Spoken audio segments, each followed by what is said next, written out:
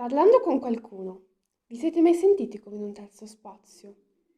In un universo parallelo in cui ci sei solo tu e la persona con cui stai parlando?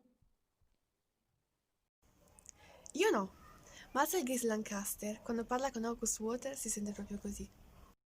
Il libro Colpa delle stelle di John Green parla proprio di lei, una giovane sedicenne che pensa molto spesso alla morte ed è per questo che sua madre, convinta sia depressa, la costringe ad andare a uno stupido gruppo di supporto. Di questo libro hanno fatto anche il film, ma io non ne sapevo niente finché la bibliotecaria non me l'ha consigliato.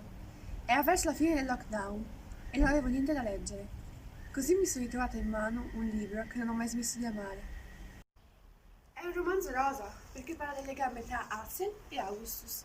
È toccante, ma non deprimente. John Green riesce a parlare del cancro con una leggera sfumatura comica, senza mancare mai di rispetto.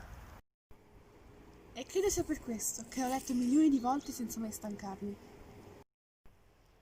Riesci a medesimarti in Hazel, a sentirti una granata che alla fine esploderà e che vuole avere meno rapporti possibili con le persone solo per farne soffrire di meno.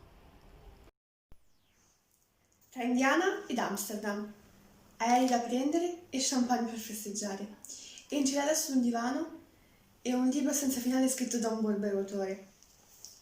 Questi ragazzi si potranno amare? Il loro ok non smetterà mai di esistere? O sono nati sotto stelle avverse e tutto finirà?